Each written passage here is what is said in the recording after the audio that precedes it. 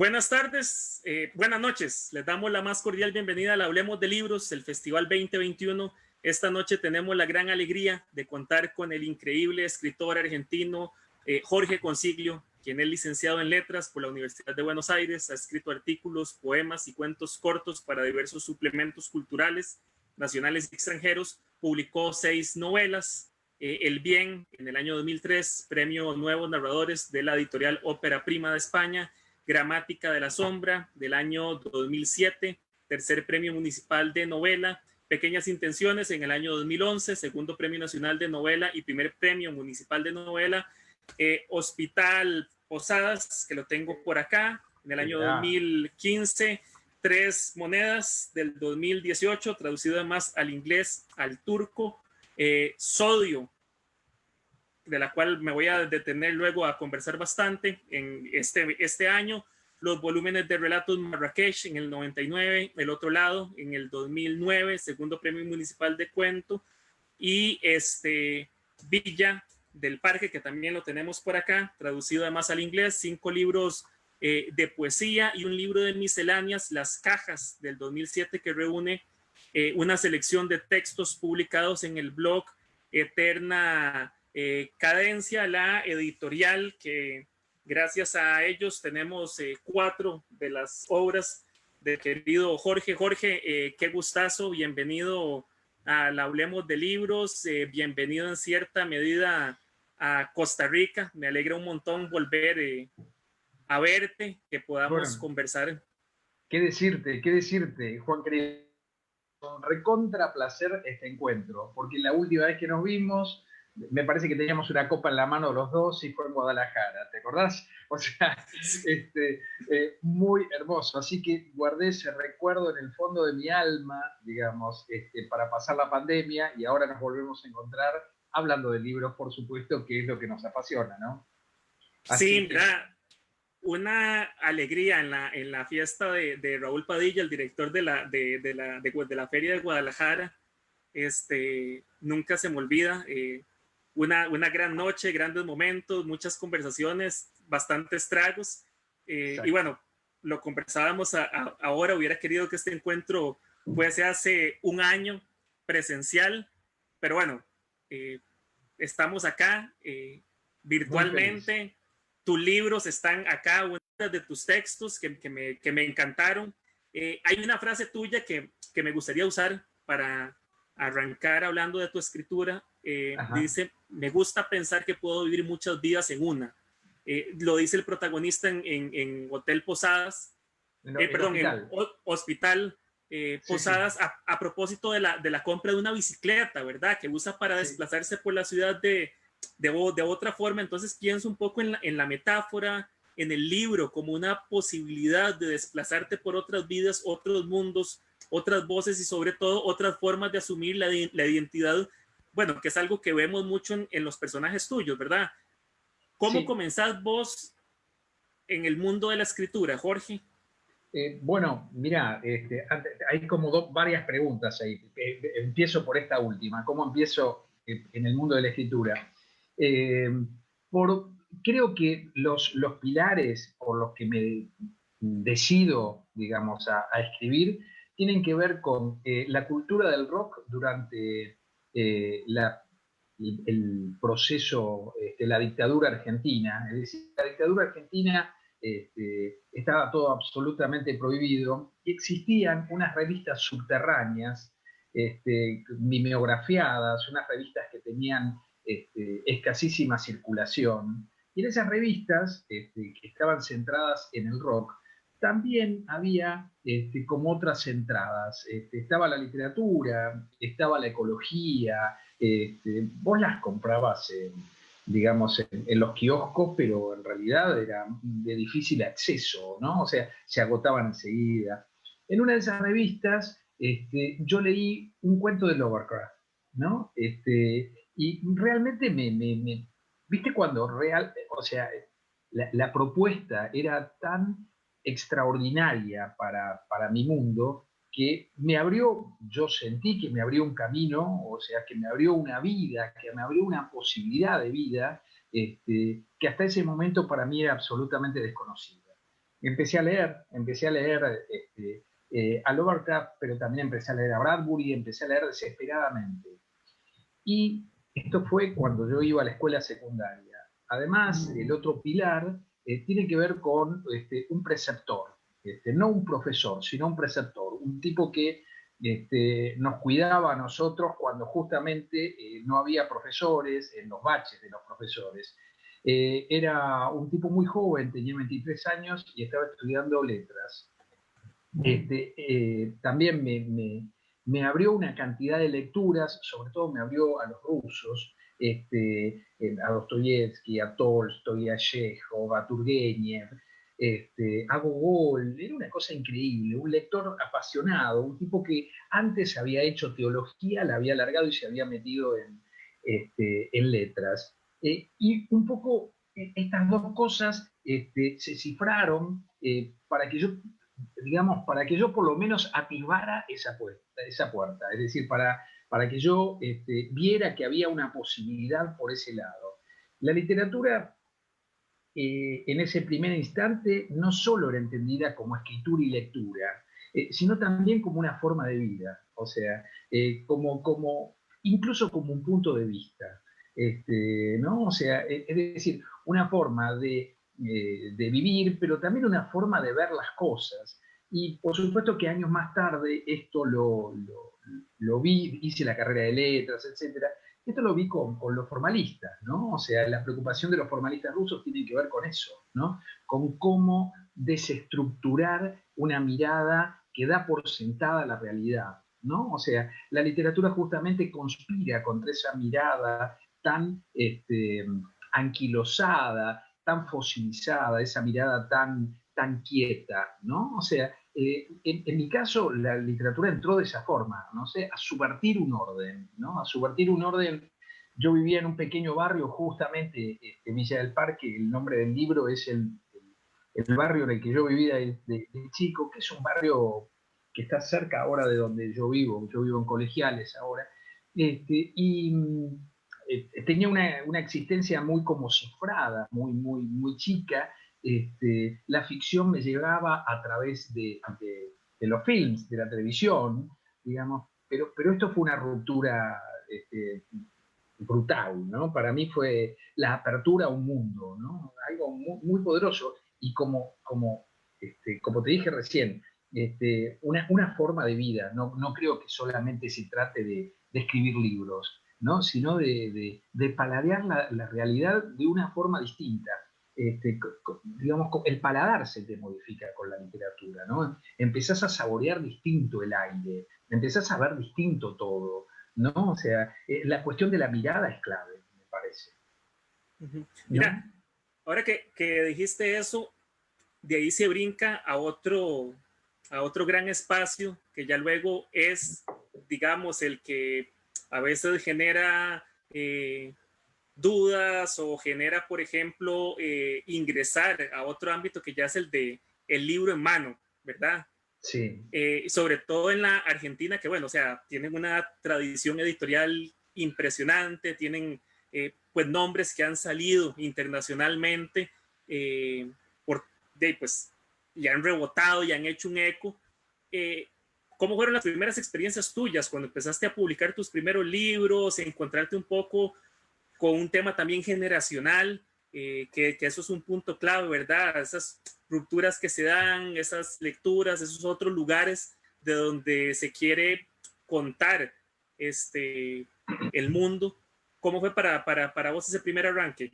Mira, paradójicamente, mi primera publicación, digamos, fuerte, la, la verdadera apuesta, digamos, tiene que ver con un premio que yo recibo en España a través de una novela y que me publicaron esa novela en España, en una pequeña editorial madrileña que se llama Ópera Prima, que funcionó de alguna manera como una especie de legitimación para que en Argentina me publicaran la misma novela en una editorial local.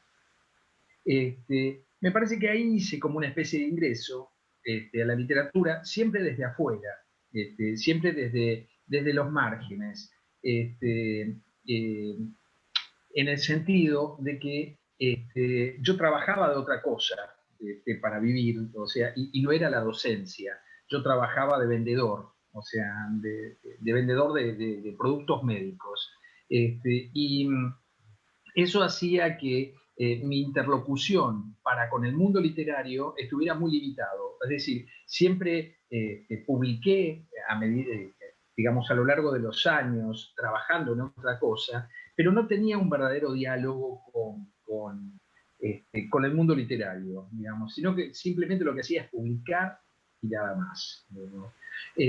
Con los años yo me fui como asentando en la literatura y como despegando del otro trabajo, digamos, y en ese caso ahí empecé un poco más a meterme, pero es como una, digamos, yo tengo ahora 59 años, pero entré con la generación de la gente que tiene 40, 45, es decir, me da la sensación de que mi verdadera digamos, cohesión tiene que ver con una generación abajo, una década abajo aproximadamente. Pero tratás de despegarte, por supuesto, de la voz, sobre todo de Borges. Sin embargo, o sea, algo de la voz de Borges inevitablemente se te pega. Tanto en el imaginario como en la respiración del texto, en el tratamiento sintáctico, digamos, ¿no? O sea, en esta instancia un poco más profunda que tiene que ver con la acústica del relato, ¿no? Con lo cual, uno nunca sabe, la verdad, muy bien qué hacer. Me da la sensación de que en literatura uno nunca, cuando te pones a escribir, siempre hay algo de una pulsión inconsciente muy poderosa, que es la que termina por decidir finalmente, o por lo menos con tramitar con la parte más volitiva, ¿no? O sea, hay una cuestión intermedia entre lo inconsciente y la voluntad propia del autor, digamos, y ahí se cuela todo, digamos, se cuelan las influencias y se cuelan las discusiones, digamos, con estas cuestiones de nuestros padres literarios, que por supuesto no tengo resuelta ni tengo demasiado clara. O sea, justamente teniendo en cuenta que uno produce y cuando producís estás como muy metido en el asunto, ¿no? O sea, es fácil, sería indispensable, digamos, separarse un poco del calor de la producción para reflexionar sobre esto. Uno puede hacer ciertas especulaciones, no obstante, siempre están teñidas por el calor de la producción, ¿no? Me da esa sensación. No, no, totalmente. Mira, hay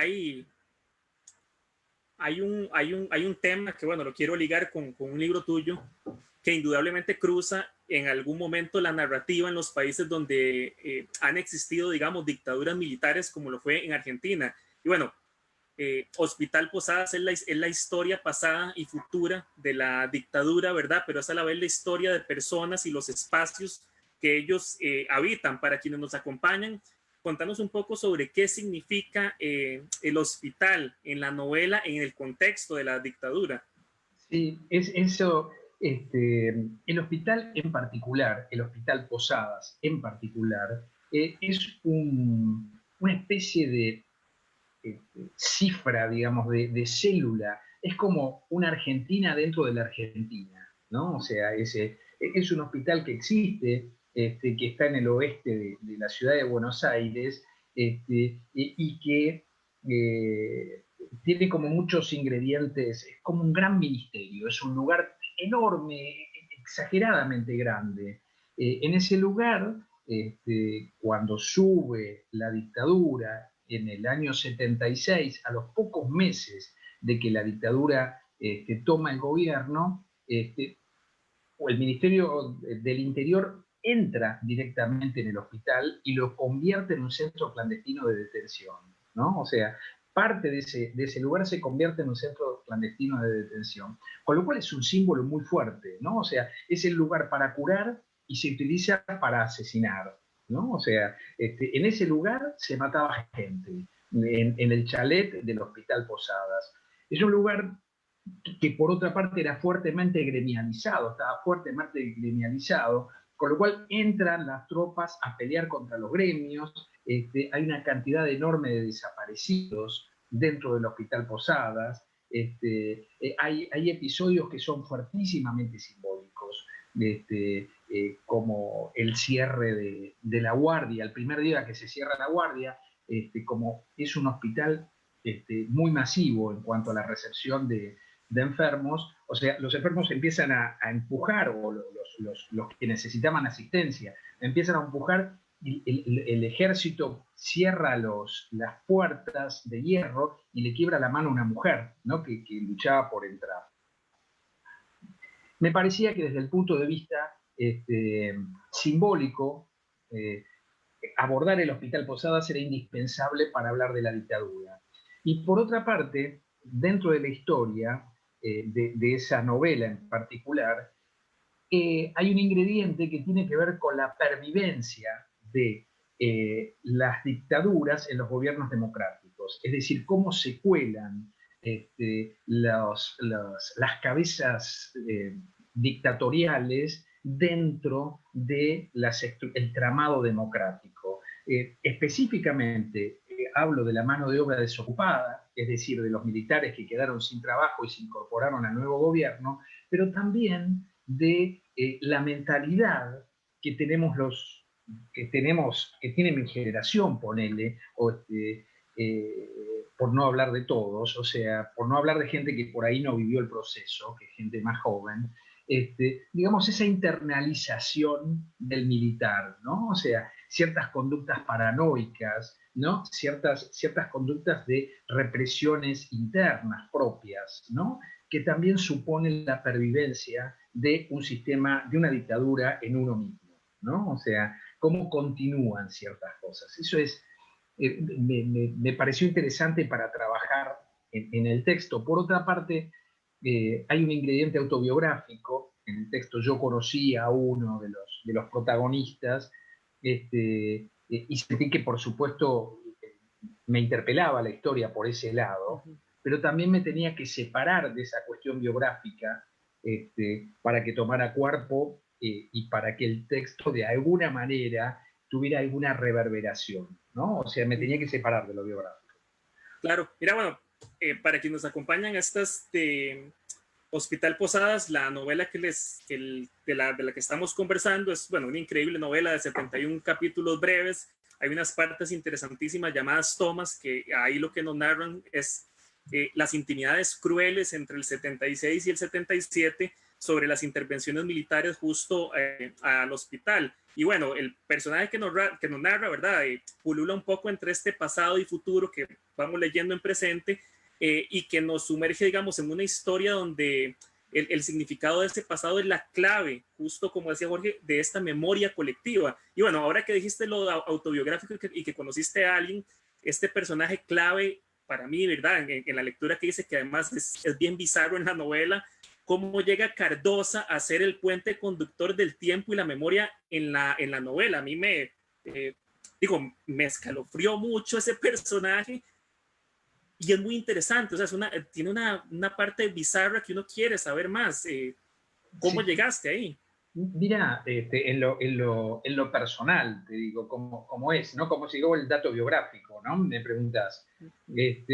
Empiezo a salir con una compañera de la secundaria, que fue mi primera novia fuerte, y ella tenía un cuñado que era este tipo Cardoso, ¿no? O sea, es decir, se había casado con la hermana de mi novia, Cardoso.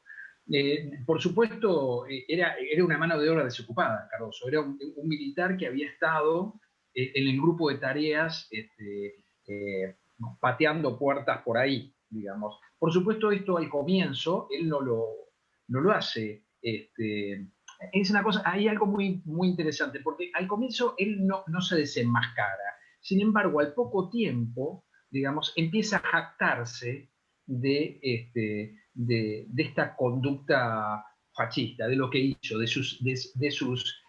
digamos, de su mirada un poco épica sobre sus delitos, ¿no? O sea, de una mirada épica. Yo hice tal cosa, yo pasé por arriba de un campamento con un Unimog, me dijo un día, ¿no? O sea, entonces, realmente, o sea, era algo muy, muy fuerte, muy insólito. Incluso pensé que era mentira lo que me estaba diciendo, pero tiene que ver con una gimnasia de la impunidad, lo vi con los años. O sea, ¿no? O sea, cuando vos fuiste poder y en realidad hiciste lo que quisiste durante la dictadura que te avalaba, digamos, ¿crees que esa impunidad va a continuar? Eso también es un modo de pervivencia de las dictaduras. Es decir, siguen exactamente con el mismo pensamiento y siguen reivindicando exactamente los mismos delitos. Es decir, en ningún momento, por lo menos en este personaje,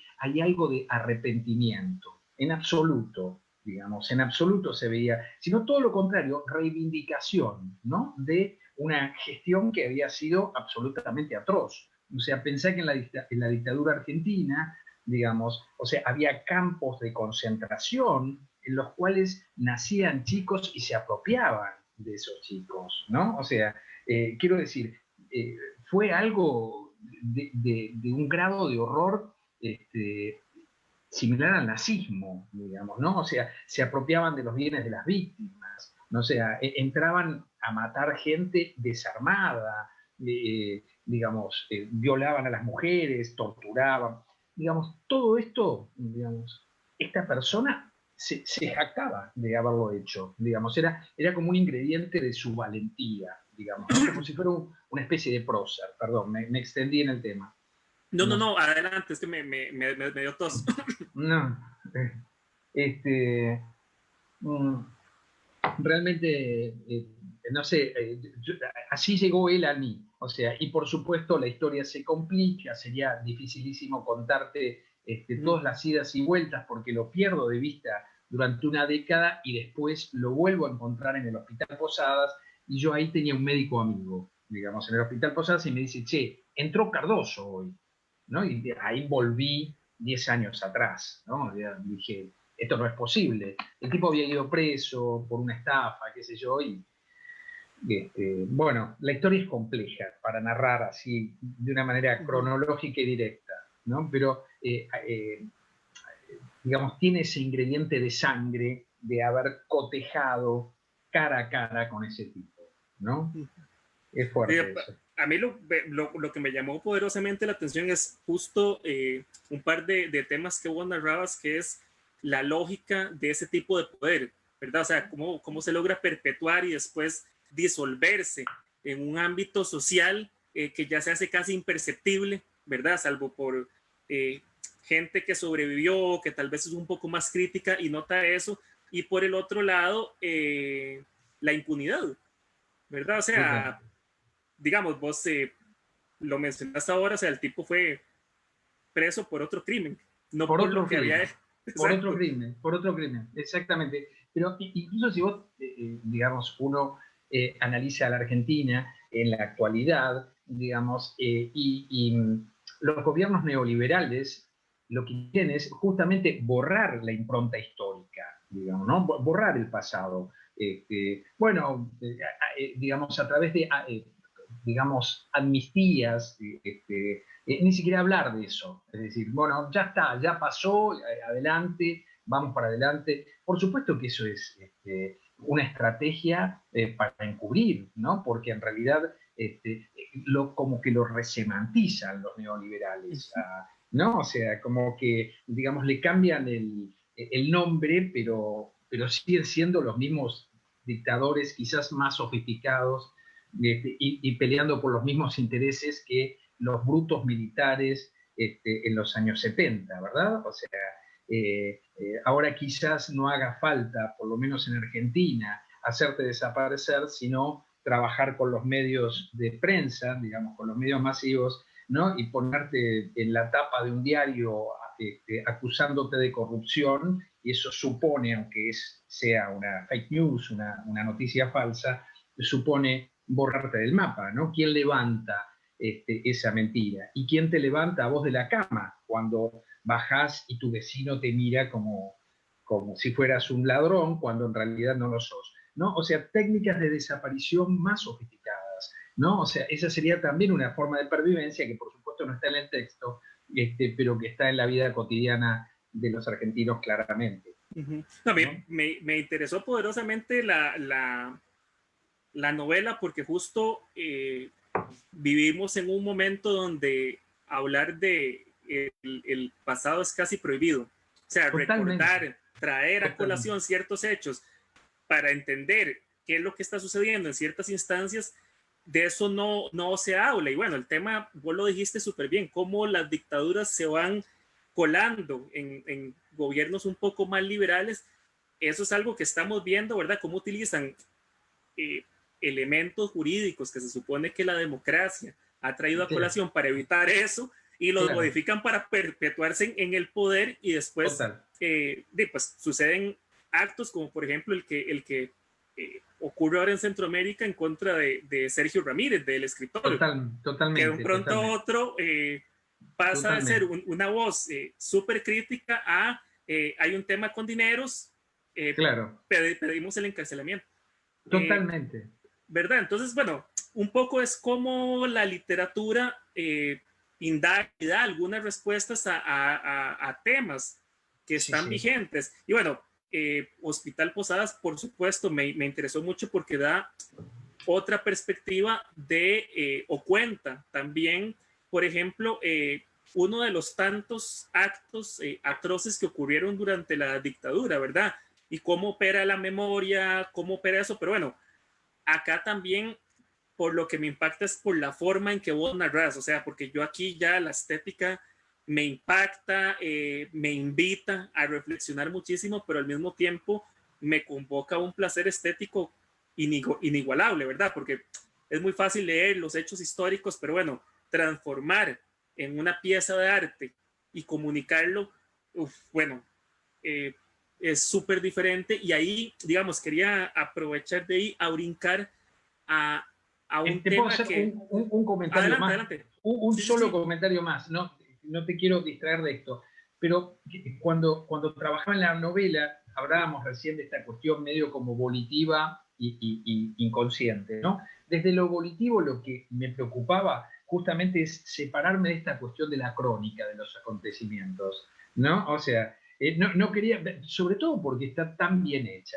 viste, a lo largo, en Latinoamérica, tenemos tantos cronistas habilitados, idóneos, incluso del proceso de la Argentina, el proceso de reorganización nacional de la dictadura, ¿no? Tenemos tantos cronistas tan bien documentados, que lo que quería es correrme, Juan, justamente, trabajar con la estructura del texto, es decir, astillar el texto, ¿no? O sea, trabajar digamos, con una cuestión de cruces de líneas narrativas, ¿no? O sea, y que el texto sea otra cosa y no solamente un texto de denuncia, porque a veces, digamos, nosotros lo vimos a lo largo de la literatura en general, digamos, los textos de denuncia, los textos que terminan anclándose incluso a buenas intenciones, esas buenas intenciones terminan volcándolos, ¿no? Terminan como conspirando contra esos textos, degradándolos, ¿no? O sea, simplificándolos. Y justamente lo que quería es correrme un poco de eso, ¿no? No, por eso hablaba ahora de este personaje de Cardosa, pues me llamó mucho la atención. Y bueno, por ejemplo, ahora que tuve la oportunidad de leer en conjunto estos 4 libros, las profesiones de tus personajes, o sea, a mí me encantan. Hay un vendedor de instrumentos médicos que, bueno, ya vi el guiño que vos me lo acabas de decir que yo no sabía eso. Por ahí hay una meteoróloga, hay unos músicos impresionantes, taxidermistas, empresarios, ex policías, ex militares, odontólogos. Vos, ¿cómo trabajar la creación de estos personajes para tus libros? Porque tienen mucha información detallada, palabras muy exactas sobre sus descripciones, que incluso yo en algunos casos me tuve que detener a buscar, que me llamaron mucho la atención, pero también encapsular súper bien las voces, los estados psicológicos. ¿Cómo trabajas eso?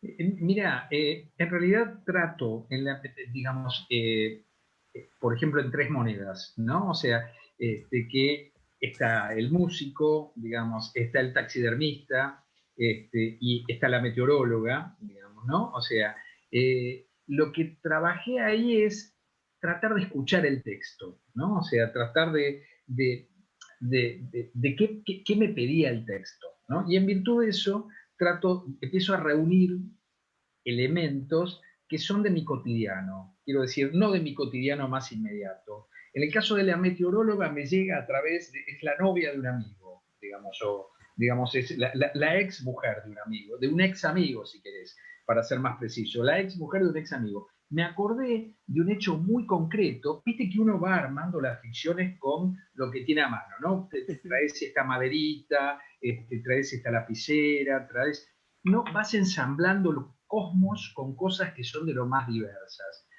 Lo primero que me llega de esta chica, que me parece particularmente atractivo, es que estudiaba, ella va a hacer un posgrado a Escocia, y estudiaba con un satélite la humedad de un bosque en Australia para saber si iba a haber o no una proliferación de conejos en virtud de esa humedad.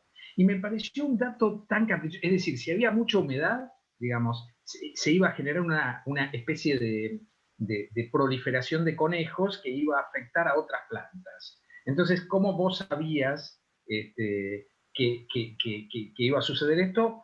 Por este ingrediente de la humedad que en realidad testeaban a partir de un satélite desde Londres. Me pareció tan extraño, digamos, digamos, triangular la cosa, que decidí incorporar esa profesión, digamos, antes que el personaje. Es decir, lo que me convocó fue la profesión que diseña el personaje. A veces, o sea, me sucede eso con esa persona, ese en particular. Con respecto a los otros, o sea, a veces, digamos, lo que se necesita es un personaje que exige esa profesión. Es decir, en el caso del taxidermista, o sea, necesitaba un taxidermista. Es decir, eh, en mi imaginación, digamos, un taxidermista tiene una cantidad de atributos o de cualidades, digamos, que el personaje exigía. Cierta cuestión del movimiento, cierta cuestión de fascinarse justamente digamos, con el trabajo manual. Era algo que me lo exigía el personaje. Por supuesto que el músico también, y además la nacionalidad del músico me importaba. Sí. Es decir, el músico alemán es importante justamente por esta cuestión del training, es decir, que tienen los europeos en Latinoamérica. Es decir, por lo menos lo que yo vi. Es decir, como tienen todo resuelto, ¿viste? En Europa está todo resuelto, cuando llegan a Latinoamérica y se encuentran con el caos absoluto que son las instituciones, empiezan como a rebotar contra sí, contra ellos mismos, ¿no? O sea, y en ese sentido necesitaba un personaje muy sensible, que tuviera relación con la música, y lo fabrico a partir de la mentira más absoluta, ¿no? O sea, quiero decir, los datos, el tramado, es un tramado absolutamente falso. Quiero decir, en el caso de los músicos, ¿qué le apasiona el dodecafonismo? En el caso de eh, digamos, es verosímil, pero no es verdadero en absoluto, digamos. O sea, tiene que ver, perdón, ¿no? O sea, con algo que tiene que ver con un tono. Es decir, tenés que empujar con el tono. Como decía Onetti, ¿no? O sea, hay que mentir cabalmente, ¿no? Y metiéndole fuerza al adverbio. O como decía Pessoa, ¿no? El poeta es un fingidor, ¿no? O sea, o como Rulfo, ¿no? O sea, que hablaba también en un articulito que se llama El arte de la creación, habla de la mentira, de la importancia de la mentira, ¿no? Pero de abulonarla, ¿no? De que la mentira tenga una integridad, que sea un tono y que empuje el texto. Que al fin y al cabo sostenga el verosímil, ¿no? Claro. Para quienes nos acompañan, estamos con el escritor argentino Jorge Consiglio, autor de novelas como Tres Monedas, Hospital Posadas, Sodio o el libro de relatos Villa del Parque, los 4 libros. Esperamos más adelante tener otros en todas las librerías internacionales y por medio de su página. Aprovechando que enseñé estos 4 libros que tuve la oportunidad de leerlos, hay algo que logré identificar, digamos, y es cierta narración de lo que está fuera de foco, ¿verdad? Fuera de lo que debería ser, entre comillas, que a veces nos meten eso, esa gran narración o lo que nos venden como la fórmula narrativa, ¿verdad? Hablo de esos pequeños detalles, actitudes que podrían ser anodinas, pero que son lo más interesante. Entonces, es algo que vos has ido trabajando con alguna idea, adrede, de lo que haces. Fue en la escritura de alguno de tus libros donde encontraste como ese punto específico y que partiste, digamos, estoy hablando porque no conozco lo que está antes, es solamente sobre estos libros. Y, por ejemplo, en ese sentido, ¿cuáles han sido los referentes literarios tuyos? Mira, creo, a ver, empiezo por el tema de los detalles. Es cierto que me parece que hay algo del orden de qué es lo que me interpela. Y realmente los detalles me interpelan, ¿no? O sea, me parece que son como factores de condensación, ¿no? O sea, con un pequeño detalle lateral, podés narrar algo muy poderoso, ¿no? O sea, eh, quiero decir, esto que la literatura es tan frecuente, que es la triangulación, no ir directamente al objetivo, sino buscar las bandas, como si estuviera jugando al pool, ¿no? O sea, buscar las bandas y la triangulación te va a llevar de una manera más efectiva hacia un supuesto objetivo, digamos, ¿no? Un objetivo expresivo, ¿no? O sea, simplemente expresarte. Eh, creo que, eh, yo creo que la literatura tiene mucho que ver con la metonimia, ¿no? O sea, con la parte por el todo, ¿viste? Y justamente por eso me preocupa esos pequeños detalles, es decir, la astilla, y con esa astilla construir un universo. Eh, eh, por supuesto, intento que los detalles que incorporo sean significativos y al mismo tiempo anodinos, ¿no? O sea, sean tan significativos como anodinos, o aparentemente anodinos, ¿no? Aparentemente menores, pero que funcionen como una verdadera metonimia, es decir, que se proyecten. Trato de esquivar lo que es el significado directo y trato de trabajar con los sentidos que están por debajo, digamos, que son múltiples y que lo que me garantiza esa multiplicidad de sentidos en contraparte con el significado tiene que ver con la connotación más absoluta, ¿no? Es decir, despertar, abrir la connotación, o sea, tirar una oración. Esto es un intento, por supuesto, Juan, no estoy diciendo que lo logro, ¿no? O sea, pero tiro una oración y en realidad a lo que le apuesto es a todo lo que está por debajo, lo que no está del todo dicho, sino que lo que está sugerido, ¿no? O sea, lo que está oscuro, lo que está opaco, ¿no? Lo que está borroso, ¿no? Que al fin y al cabo eso es el juego de la literatura.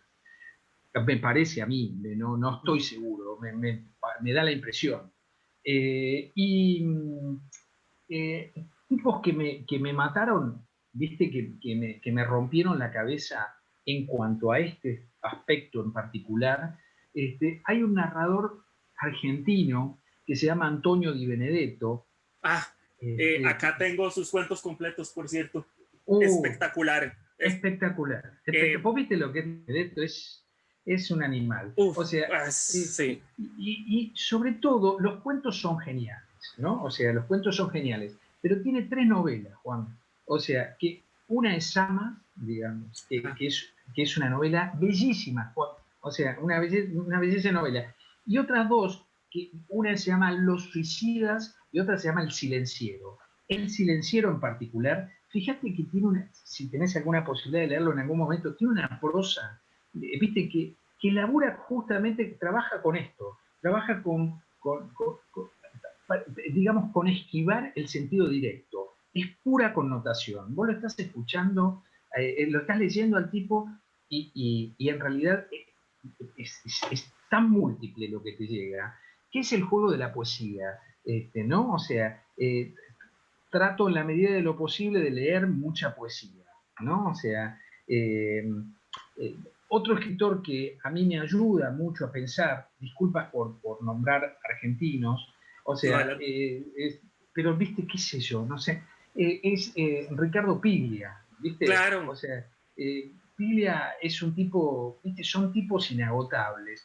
Y una escritora que a mí me rompe la cabeza, y en este sentido del tartamudeo poético, porque realmente es una especie de dislexia poética, es una escritora rumana que se llama Herta Müller, que publica Punto de Lectura. ¿Ves? Se consiguen baratos acá los libros, por suerte. Son libros muy, viste, de papel que no es bueno, pero las ediciones Periódico. son... Sí, pero te digo que incluso son ese tipo de escritores que, que pasan por alto la traducción, o sea, que son tan buenos, viste, que te pasan como una especie de tsunami, o sea, incluso sobrevive un mal traductor, viste, eso Sí. es extraordinario, es extraordinario. Yo tengo varios de Herta de Argentina porque fue después del Nobel que llegó por lo menos por Centroamérica de la mano de Ciruela, pero llegó a Alfase, por supuesto. Sí, Pero sí, acá claro. todo lo que llega es de las ediciones de Argentina. Y tengo como 30 libros de Thor, imagínate, de los de la tapa anaranjada. Pero Este, tenés sí, sí. pero es una maravilla lo que tenés un tesoro ahí. ¡Qué De maravilla! claridad, de proyección, o sea, tengo una, hay grande para eso. Mira, te preguntaba todo eso de los personajes, de las lecturas y las referencias, porque tal vez fue donde más me detuve. Y bueno, hay un cuento en especial que me quedó rebotando, sobre todo porque me llevó a la juventud, que es este cuento El que corre. Ese dato Ah, que sí, contás de sí. Marilyn Manson, o sea, ¿quién se acuerda de eso y de dónde salió eso? A mí me llamó, no tenés idea el golpe que me dio eso, porque yo digo, yo pensé que esto era un invento mío y de una amiga que escuchábamos Marilyn Manson, o sea, que se sacó las costillas, ¿verdad? Es como el Para viejo hacerse cuento de un un autofelatio. autofelatio, sí, o Sí, sí, sea, sí. Sí, es como luego cuando dijeron que era Paul Pfeiffer de los años maravillosos, o sea, sí, sí, sí, sí, sí, sí. digo, después lo tengo apuntado para googlear, para sacar un día tiempo, para googlear Claro, eso, porque a mí se me fue, ¿verdad? Fue claro. algo de hace un par de décadas, tal vez. Pero bueno, me interesó mucho eso porque hay algunas partes en tu narrativa que se me quedaron y se me quedaron hace el año pasado. Yo no sé si te pasa a vos, colecciono ediciones, así no las lea, del mismo libro. Me pasa con Kafka, compro lo que sea de Kafka y lo guardo. Claro, Me pasa con El extranjero de claro, Camus. Tengo como 6. Lo, lo releí el año pasado, nada más estaba acomodando cosas, abrí una página y me quedé. claro. Me quedé. Ayer hacía en Instagram el chiste de que yo era de esos que decía, ¿quién lee el mismo libro dos veces en un día, verdad? Eh, Claro. y me pasó esto con Sodio, o sea, es la primera vez Qué que leo fabuloso. en un mismo día el libro, o sea, y probablemente lo vaya a hacer, traía a colación eso del extranjero, porque este es un libro que yo si me lo topo en otras ediciones o me lo topo nuevamente en mi casa, me voy a sentar a leerlo. Lo leí 2 veces, primero porque me fascinó, y como me fascinó quedé impactado y yo dije, no, ahora ocupo leerlo porque ocupo comentar otras cosas con Jorge, y me fui en eso, o sea, me fui en la historia de Luis, este empresario, Sí. y yo digo, quiero una novela solo de Luis, y ya luego por ahí está un guiño de este Yanomami Ramón, que yo digo, bueno, ¿y cuál es la historia de Ramón?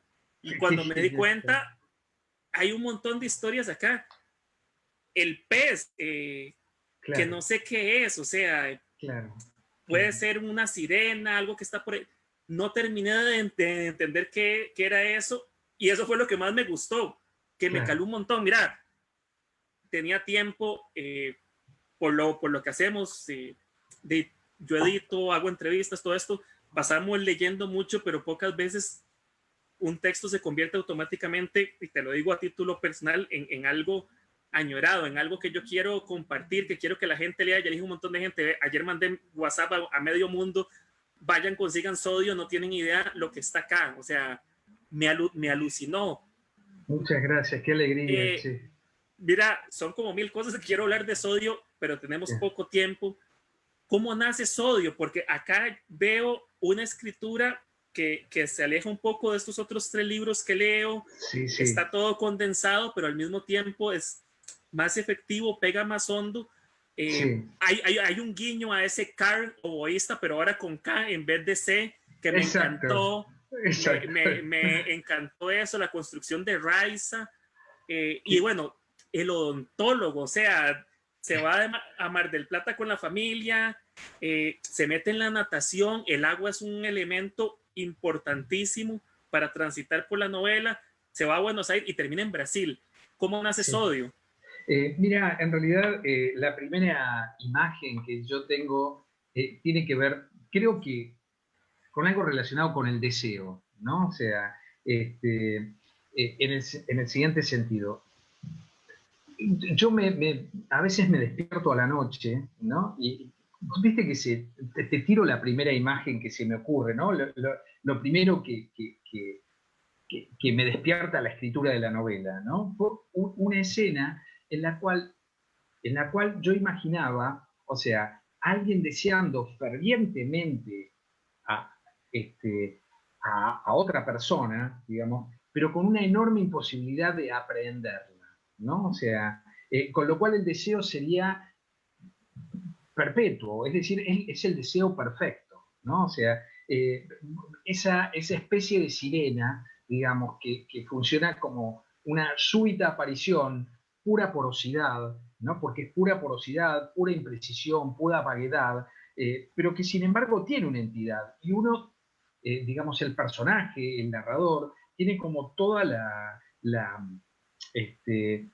posibilidad, digamos, o la creencia o la esperanza de tomarla, de aprenderla, de tener contacto con ella. ¿Ya? Sin embargo, se le escapa, y se le escapa porque es casi imposible tenerla, con lo cual va a ser el deseo perpetuo. Digamos, ¿no? A partir de ahí, empecé como a diagramar la trama, a pensar cuál era la dificultad concreta que le impedía a este personaje acceder a esa evanescencia que casi como que lo justificaba. Y pensé que tenía que ser algo muy concreto y muy a tierra y muy burdo, como es el cigarrillo. Es decir, si vos fumás mucho, no tenés resto físico para hacer ciertas cosas. Y a partir de ahí empecé en una deriva, digamos, que fue quizás un estado muy hermoso, ¿viste? De escritura, el de Sodio. Fue un estado muy hermoso porque en realidad fue como una especie de surfear. Es decir, ¿viste cuando te lleva la corriente y vos decís, dejo que me lleve? Y por eso tiene que ver, Juan, o sea, no solo con una cuestión de trama, sino con una cuestión de ritmo. Es decir, hay algunas cosas que me llegan, digamos, por ejemplo, jamás imaginé, digamos, que iba a escribir sobre una castración, ¿no? O sea, ¿no? Digamos, alguien que decida castrarse, ¿no? O sea, y eso tiene que ver con la voluntad del lenguaje, me da la sensación. Es decir, ahí empieza otra vez esa transacción que hay entre lo que uno quiere, digamos, y el lenguaje con esa torrencialidad que te dice, te agarra de los huevos y te dice, bueno, dale, ahora yo voy a ser el que manda acá, digamos, ¿no? Porque es el ritmo el que lo exige, porque es el texto el que lo demanda, digamos. Hay un montón de cosas en Sodio que ocurren a partir de eso. Yo estoy escribiendo, y además es muy loco eso, ¿viste? Porque estoy escribiendo otra cosa ahora Y me doy cuenta de que me escapé del registro de sodio, es decir, ¿viste? Fue como una especie de cifra voluptuosa, ¿no? O sea, que empezó como a llevarme como si yo hubiera metido a nadar, como si me hubiera metido a nadar allí. Eh, y que, digamos, cuando vos salís de texto, encontrás otro tono, en otro texto tenés otro, viste como que a veces uno eh, pensando con gente en los talleres, uno siempre persigue este, los tonos, ¿no? O sea, las voces. ¿Cuál es tu voz? ¿Cuál es tu tono? La pregunta constante que sucede en los foros de reflexión con la gente es, ¿pero un autor tiene que tener un tono uniforme a lo largo de toda su obra o no? ¿Viste? O tiene que tener un tono a propósito de cada uno de los textos, digamos, ¿no? Como siempre pasa en literatura, lo único que nos quedan son las preguntas, ¿no? Nunca vamos a cerrar demasiado bien esto, ¿no? O sea, digamos, porque la verdad es que no lo sé. Lo que sí sé es que en Sodio me enganchó un tono y el lenguaje se me impuso como con una voluntad muy propia. Es decir, el lenguaje empezó a decidir sobre la trama. La acústica del texto, digamos, empezó a corporizarse en la peripecia, digamos, ¿no? O sea, empezó a mandar la acústica del texto. De ahí surgieron un montón de episodios de los cuales yo no tenía idea. Creo que sí, lo que sí tenías, como te digo, más claro, tiene que ver con esta cuestión del deseo. Es decir, Raiza también. Raiza es un personaje que es puro deseo. O sea, quiero decir, y el personaje muere por estar con esa mujer, como muere por estar con esa especie de sirena. Y cuando digo muere, digamos, utilizo todo el peso de ese verbo, digamos, ¿no? O sea, quiero decir, existe la posibilidad de que pierda la vida. Y me parece que hay algo del orden de la pasión que a veces nos atraviesa, por escapar un poco de la ficción, ¿no? O sea, a veces nos atraviesa a nosotros algo de ese orden. Es decir, cuando estamos atravesados por una pasión muy brutal, vos te podés mandar todas las cagadas del mundo y sabés que te las vas a mandar, digamos, ¿viste? Sabés que estás yendo, cuando estás atravesado por la pasión, sabés que estás yendo con un auto a 200 kilómetros y te vas a estampar contra una pared, sin embargo no podés parar, ¿no? Y entonces, lo que pensaba para enganchar con el lenguaje es cómo se narra la pasión, ¿no? Y hay algo de ese orden que ocurre en Sodio, es decir, ¿qué es lo que estás narrando en ese texto? Bueno, probablemente estás narrando la pasión. ¿Y cómo la narrás? Y bueno, la narrás, esto es no lo pensé en el momento de la escritura, quiero decir, es algo posterior, ¿no? O sea, parece que es como un flujo brutal, incontinente, como una especie de incontinencia, ¿no? Que te arrasa, que conduce, que te noquea y que te lleva a lugares inesperados. O sea, porque definitivamente, ¿viste? La pasión, igual que el lenguaje, te lleva a lugares que son inesperados, que son absolutamente inesperados, ¿no? Incluso para quien está ahí intentando comandar el texto, ¿no? Claro, esa es parte de la relectura que volví a hacer. Como vos decís, uno ingresa y nada más se deja llevar. Y el lenguaje lo va meciendo y meciendo y meciendo. Y las historias, ahora que hablabas de las pasiones, claro, o sea, este personaje Basset, que aparece muy poco, el profesor este de Tai Chi, pero que también, o sea, tienen cosas pasionales. Me encantó ese guiño y esa crítica que haces, que la disfruté mucho, a toda esta onda New Age, exacerbada, claro, extrema, claro, ¿verdad? claro. Lo disfruté un montón porque, digo, ¿quién se quiere meter con la buena onda? Exactamente, exactamente, exactamente. Claro, también pensaba, Juan, ¿sabes qué? O sea, esta cuestión del vértigo, ¿viste? O sea, viste que hay una un epígrafe de la película de Hitchcock, ¿no? Sí. Que me vino bárbaro, que en realidad no la dice digamos, el protagonista, ahí hay un error, sino que la dice ella, es de ella, lo dice la protagonista, no él, y puse por error el nombre de él. Hay algo de la sucesión de acontecimientos, ¿no? O sea, yo lo que quería lograr también, o lo que vi que me pedía el texto, tenía que ver con esta cuestión de que no hubiera respiro, ¿no? O sea, de que fuera una sucesión vertiginosa, o sea, de que tuviera que ver con una especie de chisporroteo de pequeñas epifanías, una cosa así, ¿no? Pero bueno, ¿qué es eso? También a mí me encanta la poesía, ¿viste? Es decir, yo vengo de escribir poesía, y me parece que nunca abandoné eso. Entonces, tenía que ver con esa descentralización constante que tiene la mirada poética, ¿no? Y también el trabajo con la imagen.